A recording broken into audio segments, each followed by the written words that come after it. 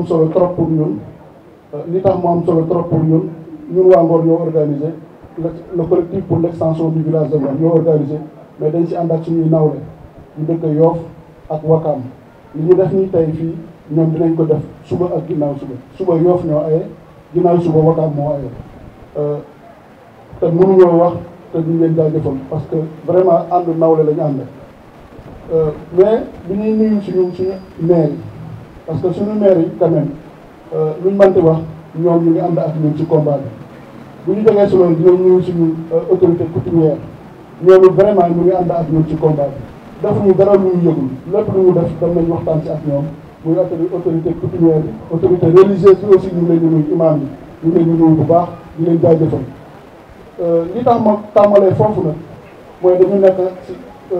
xeex boo xamante ni ab coutume moo ko porté c'est vrai que ay collectif lañ tur tubaab la mais coutume bi moo ko porté li tax coutume bi porté ko loolu aussi dafa am solo pour ñu revenir ci bu ngeen xoolee suñu dëkk yi dañoo màgg léegi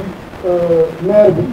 il gère toute la commune alors que li ñuy xeex ni problème mu coutume la parce que tout simplement ñi moom suuf si village traditionnel yi lañ dëkk ñi réclamé suuf si village traditionnel yi lañ dëkk dëkkuñu si commune bi du ñuy dëkk si commune bi rek ñoo tax ñoo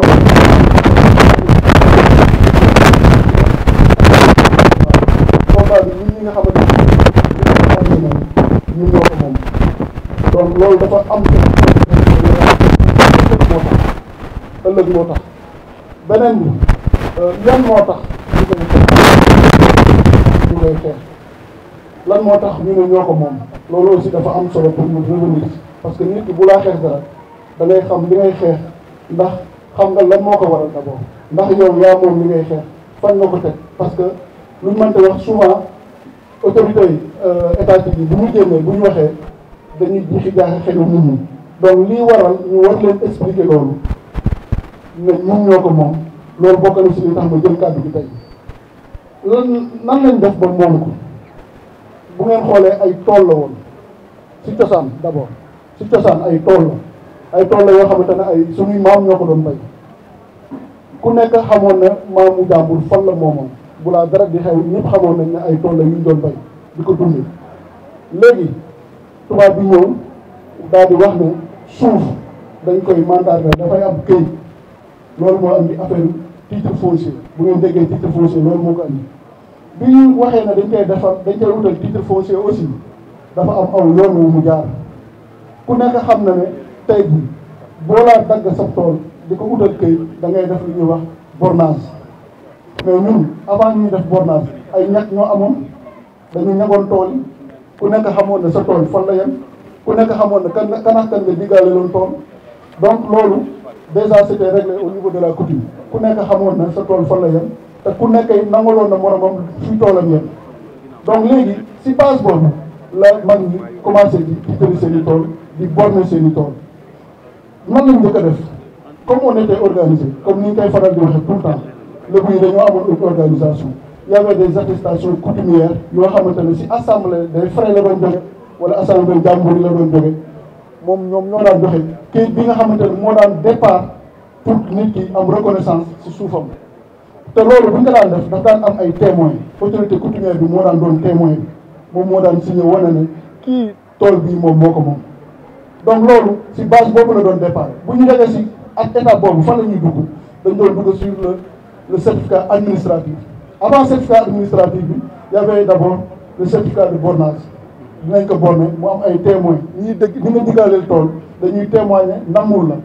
d'abord donc loolu moom la suuf soosu évoluer ba nekk titre foncier ni mu nekkee titre foncier aussi léegi tubaab bi am reconnaissance bi loolu amee mu am loo xamante ne dafa xew ci àdduna muy ab guerre bu mag bu ñu tur wax guerre mondiale 39-45 lan moo andi aéroport bi fii aussi loolu aussi il faut que ngeen xam guerre boobu moo andi affaire aéroport bi fii mais bu guerre boobu xëy na bu amuloon xëy na aéroport bi sax du nekk fii bi mu amee léegi ñu xool suuf fu ñu def aéroport ñu xool un peu dans Dakar mais dans la région de Dakar fi ñu njëkkoon ciblé mu ngi nekkoon le côté Bargny jàpp Rufisque côté yooyu lañu ciblé woon mais malheureusement suuf soo si permettre lu ko woon ñu ñëw gis ne suuf bii nekk fii si diggante Ngor Wakaam Yoff moom dëgër na te permettre na ko bi loolu amee ñoom ñu daal di def li ñuy wax délimitation si lii ñu soxla loolu mooy jàpp ne lii suñ ko amee dina mën a def un aéroport militaire loolu mooy li njëkk a commencé bi ñu defee délimitation ñu xam ne que délimitation bi ñu def ay toolu jàmbur la ay toolu jàmbur la léegi il fallait identifier ñan ñoo fa am tool si délimitation bi ñu def bi ñu ko defee ñu identifier ne y a des titres fonciers et y avait des TNI aussi des terrains non immatriculés mais ay tool la woon quand même lu suñu waay benn waa doon wax ce qui n'empêche pas que ne ñun ñoo ko moomoon mais loolu amoon na si léegi TNI yooyu ak titres fonciers yooyu ñu identifier seen i borom dañ leen woo ku si nekk ñu woo la convoqué la en temps de guerre parce que léeg-léeg ngeen dégg directeur des domaines bi mun a wéy dañ daan wax ne expropriation léegi génn nañ si expropriation nee nañ dañ ko jaay te ku nekk xam na ne jaay suuf si ni ñuy jaayee suuf tey bu ma amee suuf di ko jaay si suma tey ba kenn laa koy jaayee damay ñëw nga wax nga proposé ma mën na la jaay naa la wala jaayu ma la damay am choix dama lay neex ma jaay la si bu ñu jubee si prix suñu jubóor ma bàyyi la nga dem c'était pas le cas li amoon mooy ne dañu ñëw daal di wax ne dañoo soxla te li ñu soxla du lu loo xamante ne dañ koy négocier question de survie la parce que question de guerre la woon dañu soxlaa woon problème aéroport moo taxoon ñu soxlaa ko léegi loolu bi mu amee mag ñi avant bi ñu leen woowee contacté leen dañoo bañ ne duñu joxe suuf si parce que dañuy bay pour dunde moom lañ yaakaar pour dunde ñun convaincre leen si affaire aéroport bi ak li waral ñu war a def aéroport bi mag ñi ak bon républicain ñu nangu loolu moo andi en fait ñu daal di d'accord si joxe suuf si mais mag ñi dañoo bañoon ne duñu joxe suuf si parce que dañ si doon bay mais bu ñu leen waxee ne lii moo tax ñu war ko fa def lii moo tax ñu war ko joxe dañu doon ay républicain daal di nangu loolu li ñu nangu noonu dafa am lu mu permettre aussi mu ubbi leneen mu ubbi beneen débat parce que à partir de cet aéroport là loolu moo réglé le problème de la guerre mondiale parce que américains yi fii lañ jógee dem foofu te yéen ñëpp xam ngeen ne américains yi bi ñu wàccee foofu si le problème mu guerre boobu réglé donc ñun suñuy maam dañoo participer si lii régler problème mu guerre bi foofu te loolu dafa am solo ñu koy fàttali lii tax mooy wax loolu aussi c'est parce que taxawaay bi état du Sénégal am tey moo xaw a ñaaw par rapport ak cette situation là parce que loolu c'est une cause noble boo xamante ne dañ ko war a wax fu ñu toll lii taxaw ñu dox suuf si bàyyi li ñu doon bàyyi pour dunde joxe ko pour une cause publique loolu dañ di war di ko wax di ko di duut baaraam bu baax a baax parce que dafa am solo bi loolu amee ñu daal di délimiter mag ñi mandaté ay mag loolu aussi c'est très important ñu wax ko dañoo mandaté woon dëkk bu nekk dafa mandaté woon ay mag pour ñu dem négocier ci par rapport ak loolu parce que ñi moomoon suuf si yëpp mënuñu woon teew foofu du dëgg léegi bu ñu defee loolu aussi ñu dem ba trouver consensus pour libérer les terres bi ñu ko libérer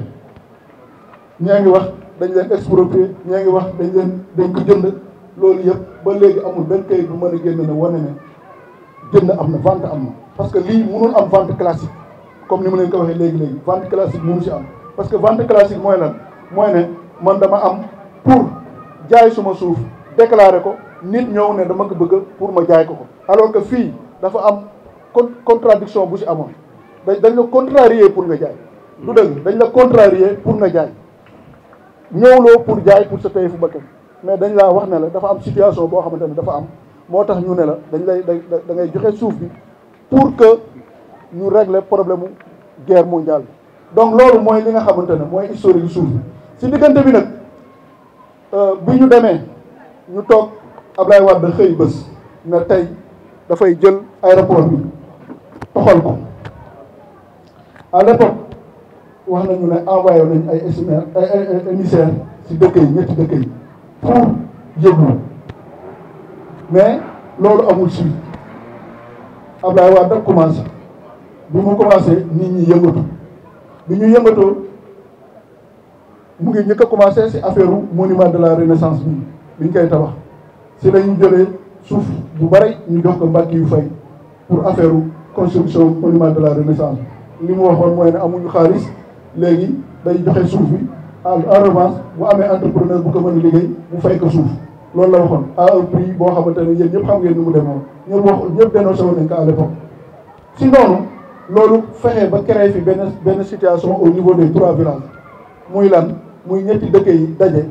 di waxtaan mais lii am ni war du yoon du dëgg du yoon il faut ñu jóg si wax si lii si jiitu nag lii si jiitu te mu am solo lool mu am ay ndénkaane yu fi mag ñu bàyyi woon ku mel ni Baye Alaaji bàyyi ko fi woon yàlla yàlla yërëm ko jékkal ko te yokk ay leeram moom moo joxoon idée bi ñu taxawal tey jii pour vous dire que ne mag ñi dañoo amoon vision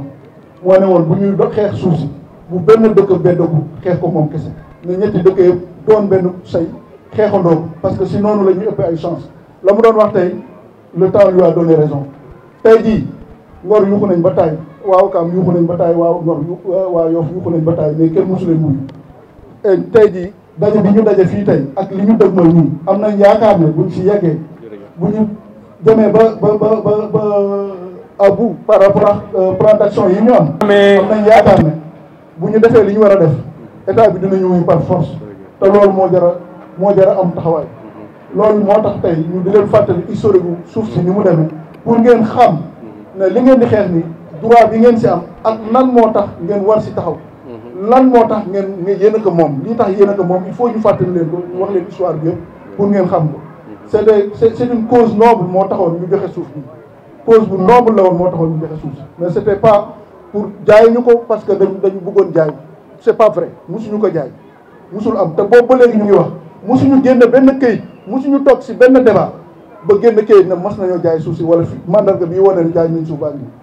chaque jour dañuy yor seen micro rek wax li leen neex dem seen yoon après la presse bu rebondir si ñu nekk fi occupé télé yi ak débat bi di wax musuñu wane benn këyit bu wane ne dañuy jaay suuf si loolu da ngeen ko xam tey te da ngeen xam ne moomeel gi ngeen ko moom moomeel gu wér la gu wér a wér la da ngeen ko doon bay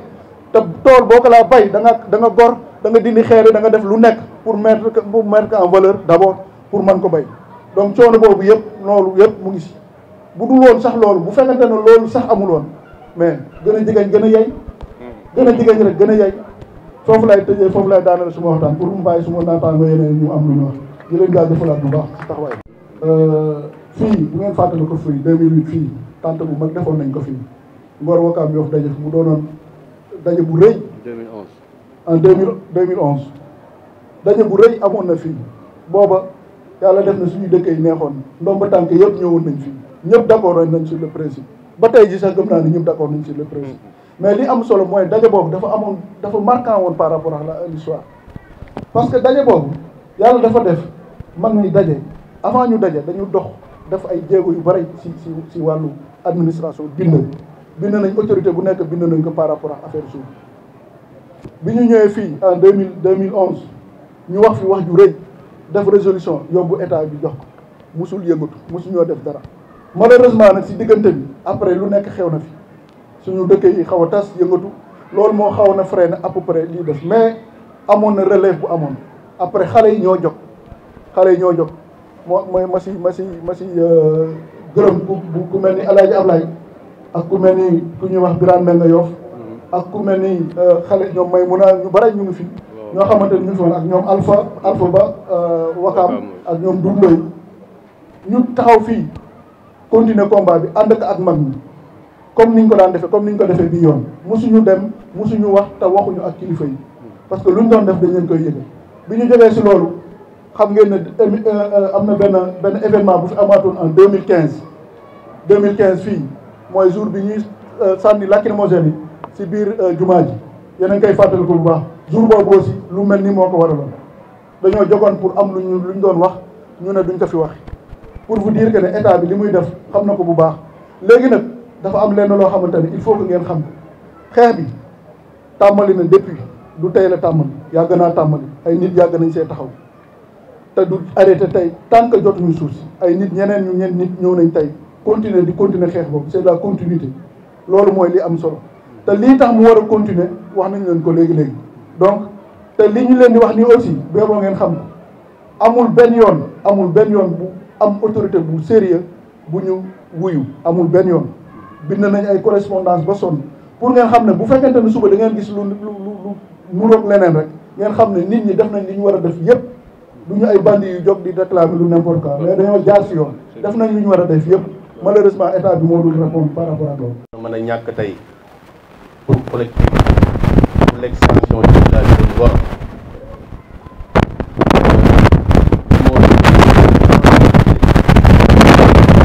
bu ma la sensibiliser nit ki boo ko la sensibiliser il faut nga mettre à niveau ndaxte collectif bu Ngor bi pour l'extension du village damay gàttal na gën ni si daaw mois de mars def naa dañ fi def benn marche pacifique muy mois de mars bi ñu jógee ci mois de mars boobu dañ gisoon ne suñu mbokki Yoofi ak Wakaam yi dañu ñëwoon wàllise aussi mu doon marche bu réussir ñu giseen aussi ne c'était nécessaire parce que li ñuy xeex ñun ñett ñëpp ñoo ko bokk ñu ne nañu booloo doon benn say pour mën a xeex li nga xamante ne yi moo ñu dal ñun ñett ñëpp alors ci loolu la ñu booloo duggante ba collectif bi ñuy wax le collectif de Tànk muy les 3 villages juddu ba mu juddee aussi li ñu njëkk a def mooy benn point de presse ensemble moom la ñu def pour sceller suñu union boobu ñu ngi ko def le 21 juin 2021 à Yoff hôtel Océan ba ñu ko jógee dañ teg ay plan d'action yooyu ku xool defe naa moo ñu yóbbu TFM émission jàkkaarloo boobu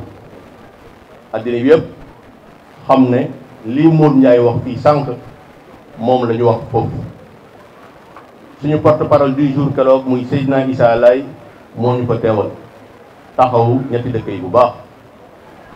ba ñu ko jógee ci TFM defe naa bunte yi dafa ubbeeku moo waral ñu déposer benn courrier le 2 juillet 2021 boobu ñu ngi ko adressé son excellence le président Macky Sall ba ñu fa jógee le 15 juillet ministre des finances et du budget Abdoulaye Daouda Diallo pour vous dire que rek ñu ngi woon ci plan d'action bu dëgër ba loolu weesoo pour seen information dañuy dox ba dugg palais bi ñu duggee palais fa la yëf yu sérieux yi commencé parce que foofu ba ñu demee palais xamal nañu ne luy jógee Ngor luy jógee Yoff luy jógee Wakaam ñu ngi ñëw di wax ci turu kan la ñuy waxee dem leen ngeen waxtaan bu ngeen amee ak déggoo ak ñoo xamante ne sont fiables mën nañu wax ak ñoom ngeen indil ñu ñooñu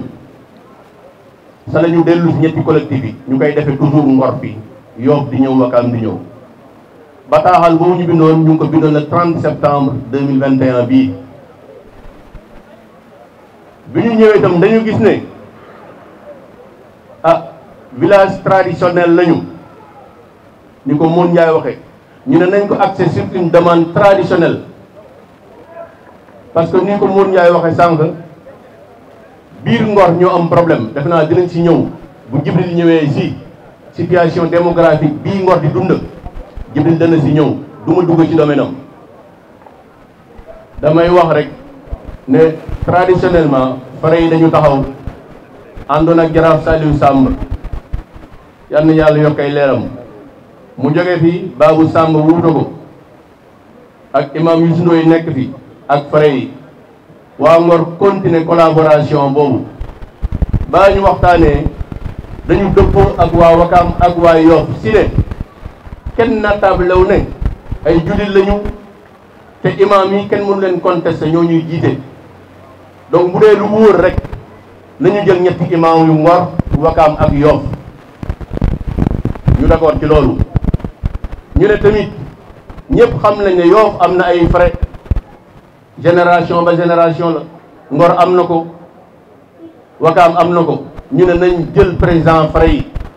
ñu jël ñetti président frais yi Yoff Wakaam ak Ngor ñu toftal si nag président collectif bu nekk Mamadou Ndoye moo doon collectif président bu Ngor, Omar Ngalla Diagne bii mooy bu Wakam, Ndiaga Ndoye mooy bu Yoff mu doon 9 signataires ñu ne nañu ci boole Mouhamadou Lamine Laye mi nga xamante ne ni ko Mour Ndiaye waxe moo nekkoon ak ñun ci combat bi parce que mémorandum bi ngeen di gis nii 2016 la Ngor Wakam Yoff ñoo ko tëgg li ngeen di gis fii lii lébuy du jooy lépp ci gox bi mu ngi fii ci loxo Mamadou Lamine Laye lañ ko teg mu ànd ak Macky Sall umra ci kaaba gi la ko joxe donc muy 10 signataires le 30 septembre ba le 11 février bi ñu génn nii la signature doog a mat c'est pour dire que ne ñeenti weer durant dox nañu di diisoo ñu bind nag bataaxal bi mu ngi nii si lañu xamal ne président Macky Sall ne ko ñetti dëkk yi en ce qui concerne l'aéroport bu Ngor bii ak Yoff ak Wakam boo ci wax ool ñii nga wax ci ak ñoom ñu déposé ko ba ñu fa jógee ay élection jaar na fi dëkk bu nekk tamit yëngatu na yàlla def na li muy def un changement nouveau un vent d'espoir bu ma ko mënee wootee noonu ndaxte maire yi ñu wutu demeewuñu woon noonu ak collectif yi noonu laa ko mën a tuddee xasuma kenn mais dëgg la demeewuñu woon noonu ak ñetti collectif yi am na lu ci bari loo xamante ne collectif yi réeree nañ ko mais terewul ñu ngi doon collaborer ak ñoom collaboration bi ñu mën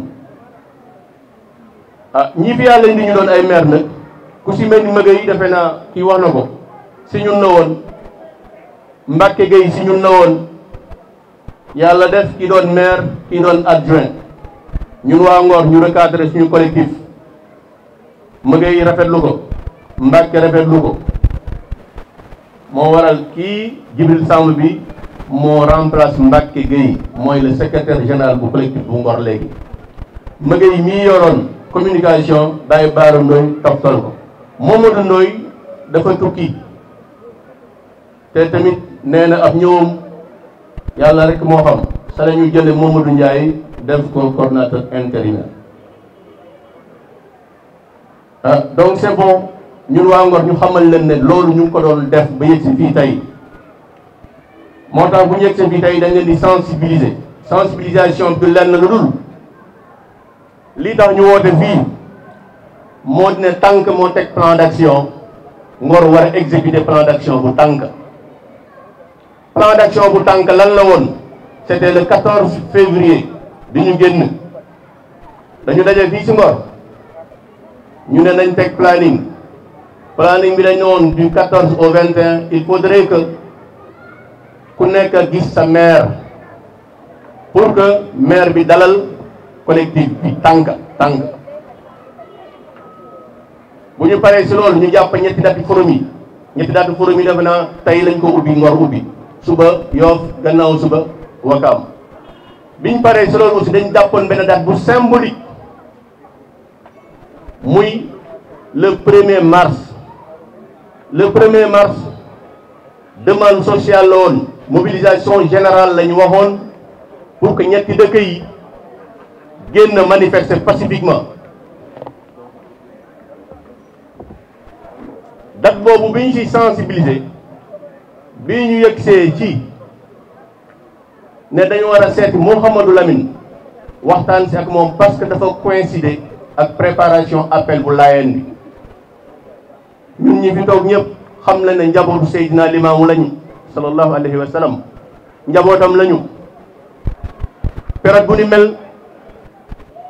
mun ñu fi yëkk fitna benn bi Mour Ndiaye wax na ko parce que le mois de mars amoon na appel 2015 ñetti dëkk yi tàngoon na teewoon nañ fi doomu Ngor Wakam Yoff Mamadou Lamine boobu moo ne leen bàyyi leen sumay doom damay appel mu sonn ci lool ba ñu fa jógee daf ñu oo nañu bu ngeen di defati na ngeen yëgoo bon nag buñ tolloo si mu coïncide waat cette fois-ci ñu dem seeti ko yàlla def sang bi biñ ko seetigee waxtaan ak moom ci waxtaan wu gën a sell mu sant ñu gërëm ñu ne nañu ko may téyewuñu bàyyiwuñu parce que revendication bu noble ci la ñu nekk. ñun ñoo tiisoo bés bi ñun mais moom dafa woyofal ñun tam ñu war ci am jàngat mu ne ñu may ko nañu joxaat leen ma document yi xamante ne moom ngeen yor à votre possession ak mémorandum bi ngeen xam ne moo leen ma joxoon ndaxte tey ci àjjuma war na daje ak ministère yi parce que gouvernement bi ñu ngi ñëw Yoff pour préparation appel bi te teg suñuy loxo nii dina toog ak Macky Sall dana waxtaan ak moom bu ngeen ma ko mayee ñu ne ko sanga bi laay may nañ la ko. ay nit aussi ci sensibilisation da nga leen di jox des informations justes et vraies. C'est ça, c'est important. bu ko defee ñu xam ne ñii li nga leen di sensibiliser dana dugg seen bopp parce que dina boo leen lenn. beneen information bi aussi dafa am caractère discrétionnel discret dafa am solo ndaxte ba ñuy dem président koo romb ci dëkk bi dafa naan aéroport bi jéem aéroport bi jeexul na leer seen bopp ñun dofuñu am na loo xamante ne mënuñu ko wax te am nañu suñuy expert ñu ngi suñu biir ànd nañu ak ñoom xamal nañu lii fa des ak liñ fa mën a am bon nag ci sensibilisation bi dañu war a takkuwaat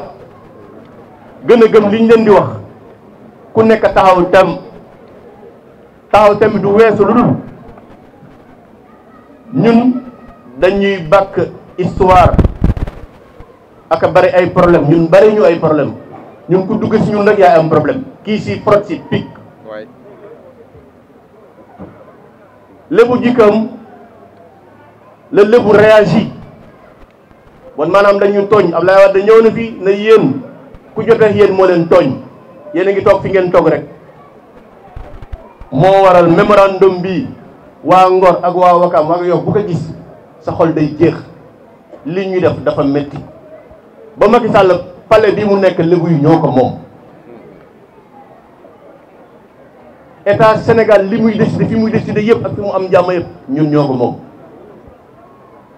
bon nag sensibilisation bi dañu koy porter si nañu xam ne li ñuy dox c'est une cause noble yëguma amul fenn boo déggee ay nit ñuy yëngatu ba déggatoo ñuy yëngatu il faut remonter les sources ku nekk am nga ku la jegeñ collectif bu Ngor xam na ñii si yëngatu ku ko jë dégg dara boo jegee Jibril mii boo ko laajee mu wax la boo laajee keneen mu wax la donc suñu sensibilisation moo doon Ngor wàcc takku xam ne fii mu nekk mu nga fa ci problème bi nii parce que waruñu cuune ba juum ci li ñu jëlee pale nag moo dina Macky Sall dinañu jox mais xamul seeni loxo la kay teg wan nañu ñi fay ñëw ñëpp identifié nañ leen dematuñu fa suñu këyit dafa tegu bon nag li ci des mooy ñu gën a góorgóorlu jàppante joxante loxo te bu ñu wootee ñuy ñëw pour mën a am information caractère discrétionnel bi moo ñu tënk ba du lu yëngu ñu wax loolu ñu ngi ci jéggalu mais du saageen dañu am volonté def rétention d'information ñu leen xamal ne lii nekk ci Ngor fii ci kilifa yi ànd ak collectif Ngor moo nekk ci Yoff moo nekk ci Wakam yàlla def na aussi ci maire yi dajew ñu ci ak kenn Aziz lañ ci dajal muy maire Wakam moo ñu dalal tey à 11h30 kooku tamit li mu wax rassuré nañu kooku promettre nañu ne dina jéem a def tout ba ñetti maire yi maire Ngor maire Wakam ak bu Yoff dana jéem a def nu mu leen fédéré pour que ñoom ñu mën a jàpp ci lii ñun tamit sas nañ ko nee nañ ko bu dee xalif général des maires si ñetti dëkk yi yaa mag Magay yaa mag Seydina Issa Samb góorgóorlu nga jàpp say rakk yooyu nga travaille sur l'intercommunalité dana dimbali dëkk bi def naa loolu lañ fa jële moo waral pour sensibiliser ñu jox leen information ngeen xam ne tooguñu ñu ngi dox te li ñu dox doxaluñu ko suñu bopp ñun ñii ñëpp ñu ngi suñu këri baay ñu ngi suñu këri maam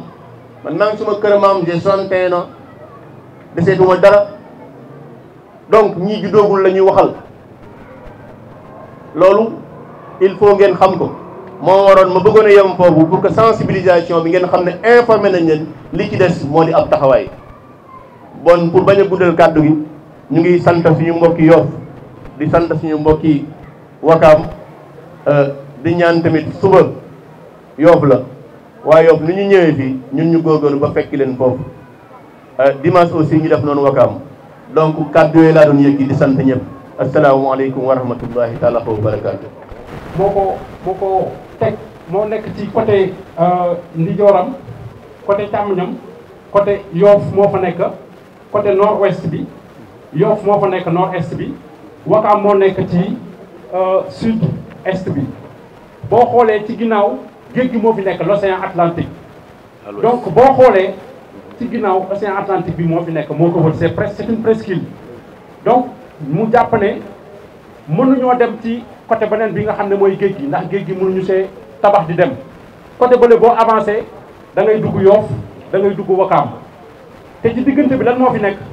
aéroport bi moo fi nekk te aéroport bi am na place te boo xoolee Ngor ñu ne instant bi Ngor mu ngi am 25000 habitants Ngor 25000 habitants ñoo fi nekk si dernier recensement bi nga xam ne moom moo am 25000 habitants 25000 habitants nekk ci 4,5 kilomètres carrés loolu boo ko calculer la densité de population day nekk à peu près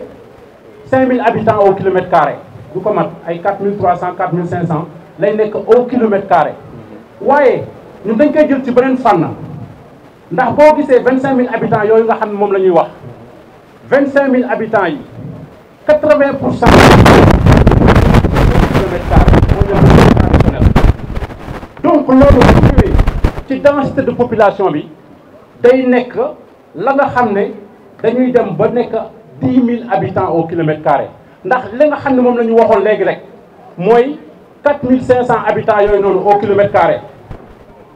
loolu dafa ëpp lu bari ëpp na presque 70 fois la moyenne nationale parce que la moyenne nationale instant bi nii au moment où on parle on est à 70 habitants au kilomètre carré ci Sénégal 70 habitants kilomètre carré Ngor nekk ci 4500 habitants au kilomètre carré ñu dugg ci village traditionnel bi avec 1 kilomètre carré ñu nekk ci 10 000 habitants au kilomètre carré loolu day andi ay problèmes yoo xam ne mooy problème démographique yi nga xam ne day bari ci dëkk bi problème démographique yooyu noonu man na leen ci limal yu bari yoo xam ne mu ngi ci biir Ngor te day xaw a metti mooy problème mu santé daf fi am problème santé daf fi am la promiscuité daf fi bari lool ndax da ngay xool kër yi ni mu xate Grand Mbacké mu ngi koy wax léegi il a 61 ans te kër maamam la dëkk donc loolu moom mooy li nga xam ne moo nekk léegi da ngay gis ab waa Ngor boo xam ne day dem di loué ji loolu amu fi woon léegi da ngay gis kër yi nañ ko tabaxee dañuy tabax en hauteur bëccëg dañuy taal lampe loolu doon loo xam ne aussi lu doy waar la problème yooyu noonu yëpp nekk fi ñu ñëw ci day andi ay problème scolaire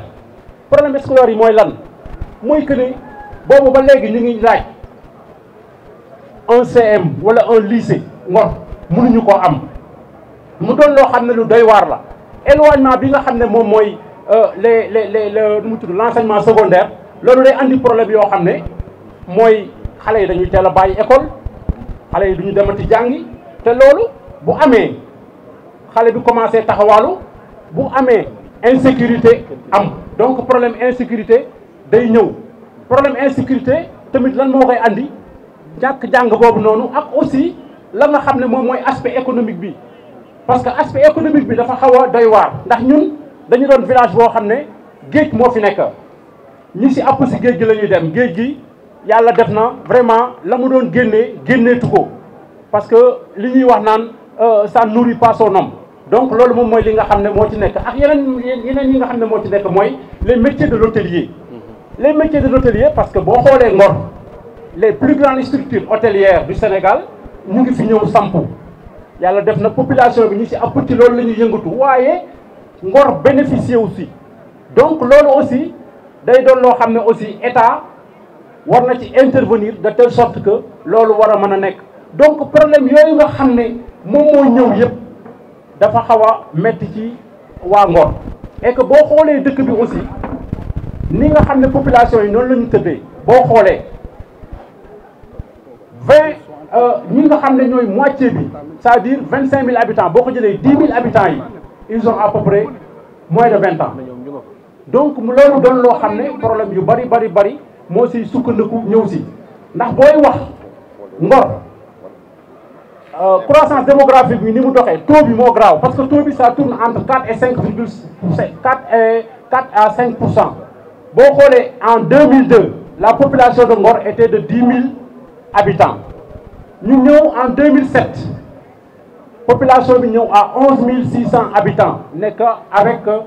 une densité de population de 2578 kilomètres carrés. ba ñu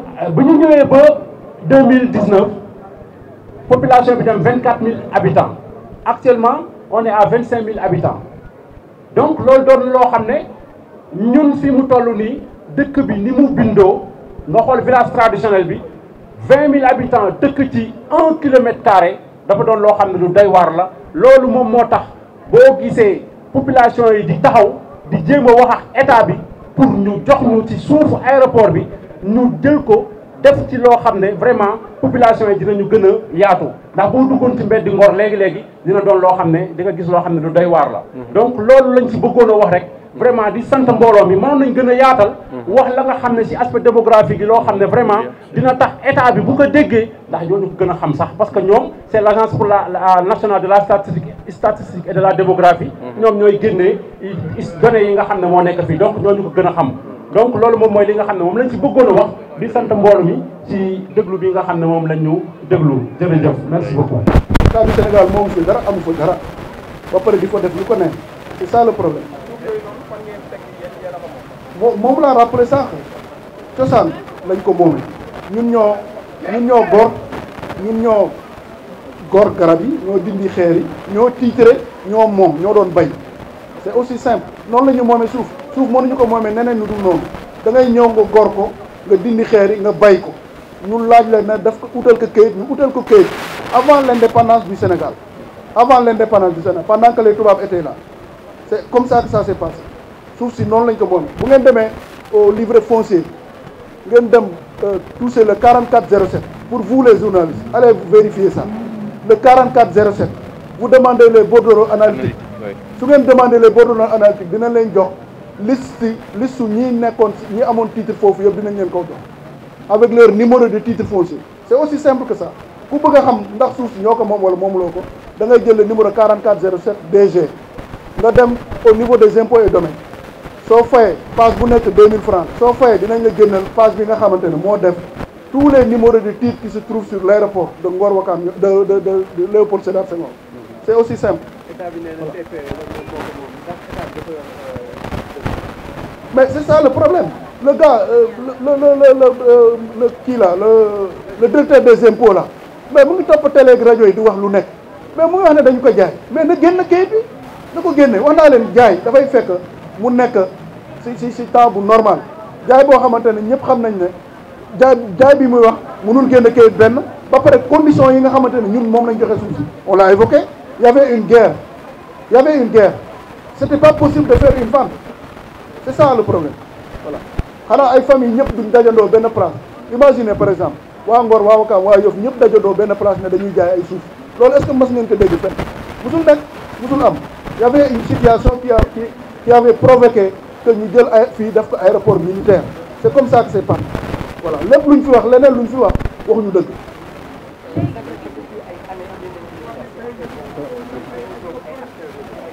waaw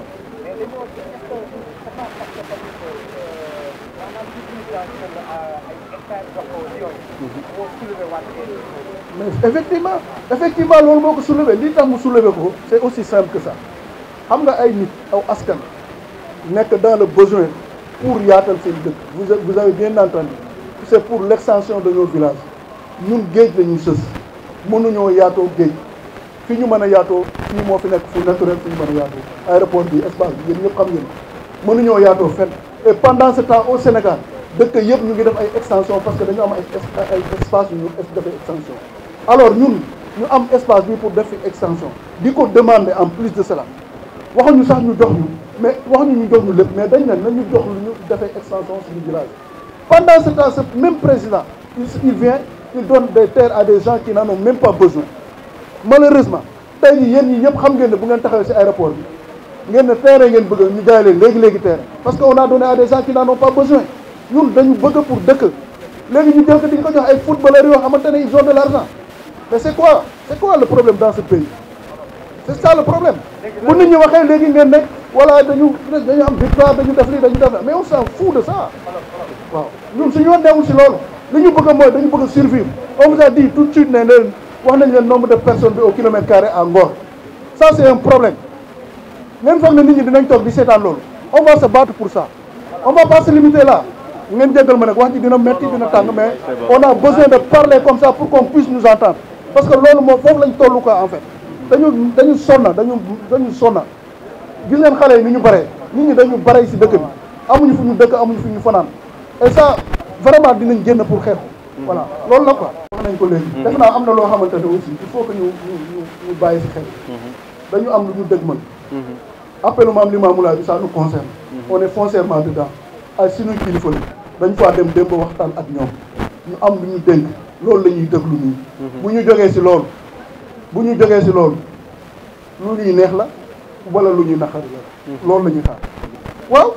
loolu leer na te loolu li koy définir lii war na ne am nañ doole di ngeen ko gis ci kanam loolu soxlaawul wax toog leen ci déglu rek seetaan di ngeen gis ne suñu doole boobu ndax am na wala amul voilà. Général du collectif pour l'extension du village de Ngor. Cette rencontre a pour objectif de sensibiliser les populations de Ngor parce que nous avons mis ce forum en place pour permettre aux populations de les mettre au diapason de tout ce que nous avons fait depuis que ce collectif a été mis sur pied. Donc c'est dans ce sens que nous sommes réunis avec les 3 villages de Yoff et de Ouakam pour venir parler avec les populations, les informer de tout ce que nous avons fait depuis le début depuis la mise en place de ce collectif. Et vous continuez toujours de réclamer vos terres au niveau de l'aéroport?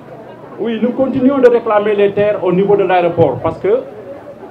nous pensons que Ngor est entre le marteau Ngor est borné entre le marteau et l'enclume. Donc,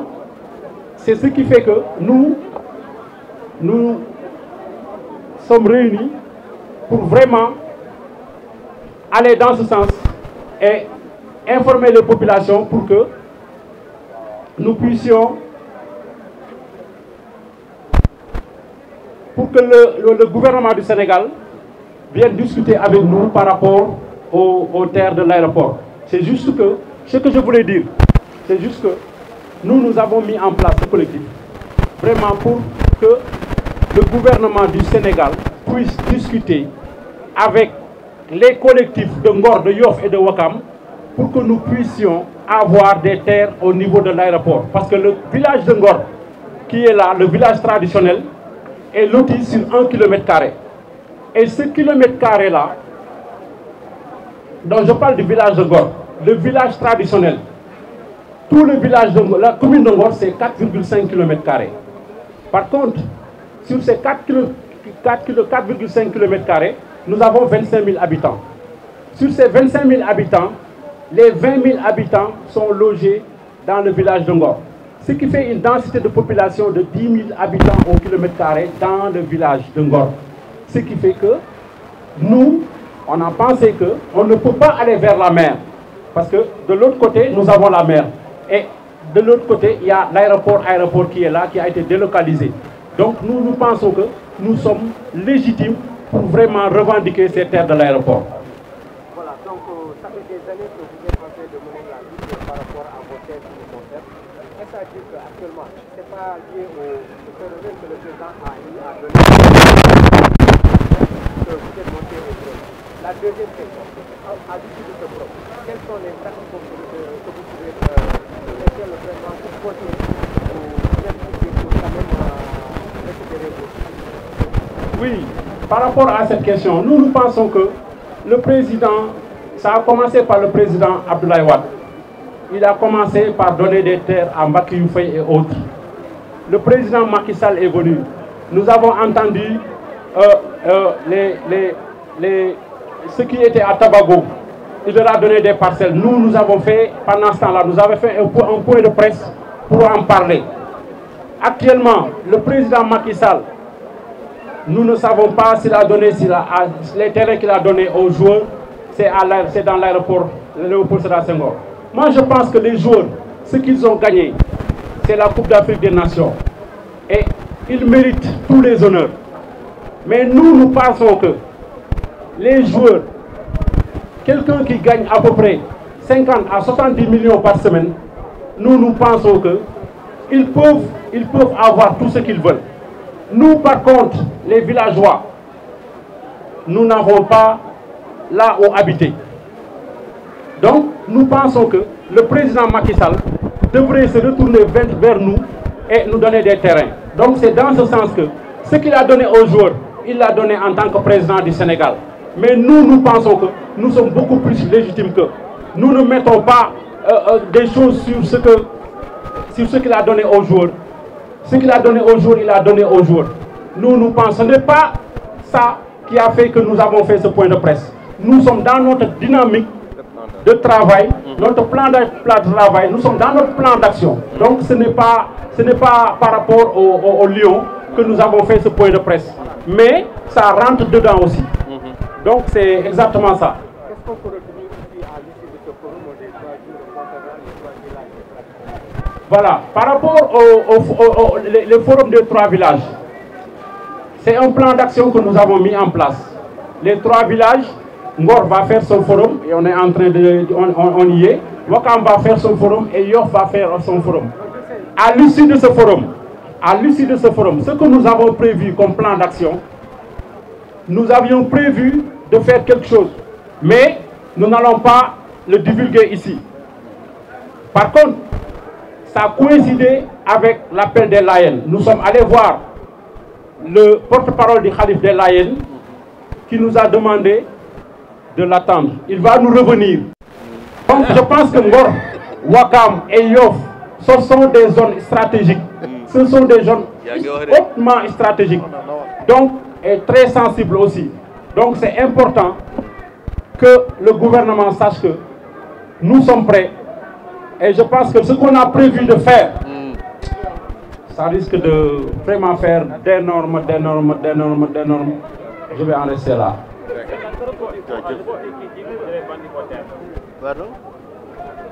Non, l'autorité qui dit que nous avons vendu nos terres. Moi, je pense que avec lui, il ne faut pas qu'on perde notre temps. Il ne faut pas qu'on perde notre temps avec cette autorité-là. Parce que, vous savez quoi? Il ne peut pas dire autre chose. Parce que l'État du Sénégal, ils ne peuvent en aucun moment prouver que nous avons vendu ces terres-là. Ils ne sortiront jamais un bout de papier qui montrera que ces terres ont été vendues. Donc moi je pense que dans ce sens, il n'y a pas de problème pour ça. Pour cette autorité, moi je pense qu'on ne va pas perdre notre temps avec lui. Ce qu'on veut dire, c'est juste que ces terres, même si par rapport à l'État du Sénégal a sorti dans la nouvelle constitution que les populations qui habitent par exemple dans une zone où est exploité par exemple l'or, ces populations sont beaucoup plus légitimes. Alors, ils sont en train de donner à l'aéroport, les populations de Ngor, Wakam et Yoff sont là. Les villages sont très petits. Donc moi je pense que pour ça, il faudrait que le gouvernement du Sénégal mette vraiment les conditions pour que nous puissions acquérir des terrains dans ce site-là de l'aéroport Léopold Sédar Senghor.